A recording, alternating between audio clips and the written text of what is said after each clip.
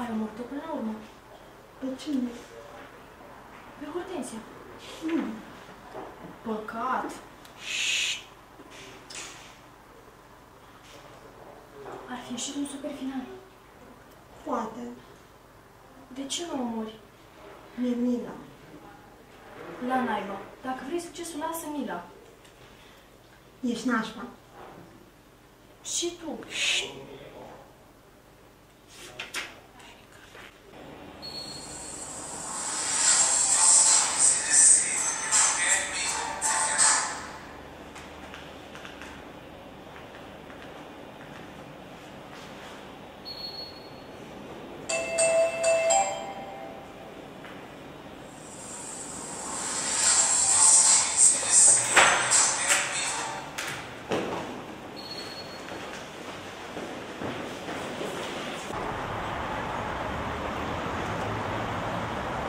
Ce citești? Kant. Agatha Christie? Doar coperta. Nu vrei să citim împreună? Nu! Mă enervezi. Și tu mă enervezi pe mine.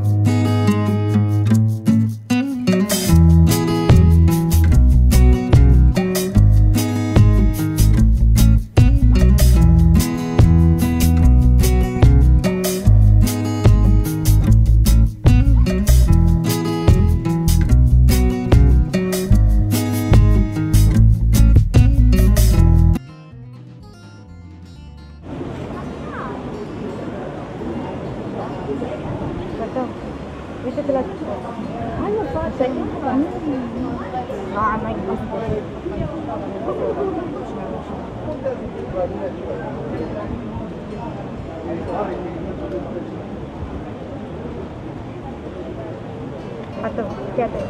Bă, îl știi pe tipul ăla de curte la gustul de el?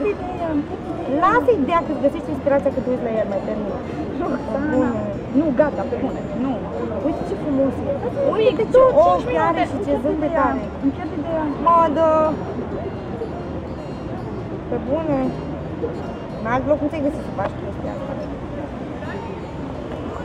Uite ce frumos. Nu, Uite, vorbește cu asta. nu. Nu-i palpitant.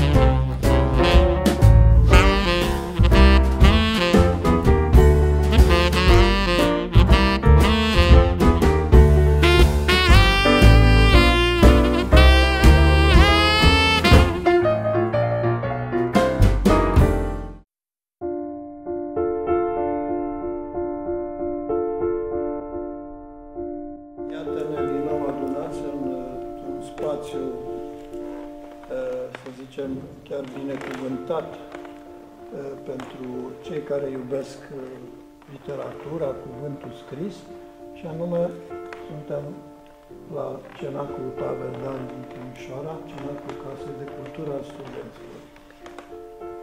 E un prilej ca să ne adresăm și celor care nu sunt aici prezenți și celor care ar dori să participe la întâlnirile Cenaclului pentru viitor. E un cenaclu, o tradiție, o istorie bogată, care se întinde de-a lungul a 55 de ani de existență activă și neîntreruptă. Un cenaclu cu prestigiu cunoscut și recunoscut în lumea literară, nu doar timișoreană, ci și la nivel de literatură națională. Au ieșit, ca să zicem așa, din acest cenaclu scriitori importanți, care astăzi reprezintă, și o fac cu cinste, literatura română, cum spuneam, nu doar din spațiul bănățean, ci la nivel de literatură națională. Eu profit de prilej și mă adresez tuturor celor care vor avea la un moment dat impulsul de a își așterne în gând o inspirație pe hârtie sau pe calculator și îi invit să treacă pragul cenaclului aici la Casa de Cultură a Studenților și sunt convins că vor găsi ambianța pe care și-o doresc. O ambianță de tinerețe și de emulație creatoare și, bineînțeles, tot aici, unii dintre voi își vor descoperi, au această șansă să-și descopere și, în timp, să-și afirme identitatea de scriitor, de tânăr scriitor. Prin voi, literatura română va merge mai departe. Poezia, proza își va continua aventura.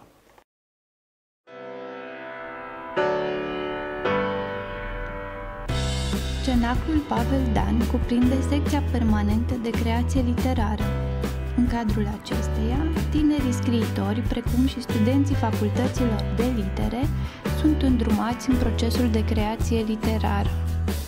Secția de literatură, cultură, alte arte și societate se adresează studenților din cadrul tuturor universităților timișorene, indiferent de domeniul studiat. În acest sens, Cenaclul Pavel Dan oferă studenților interesați de literatură și cultură o serie de activități interactive, precum și o alternativă plăcută de petrecerea timpului liber într-un mod activ. Stagiul permanent de practică literar-culturală constă în realizarea de traininguri adresate tinerilor în organizarea activităților literar-culturale artistice și punerea în practică a cunoștințelor dobândite în cadrul Cenaclului Pavel Dan.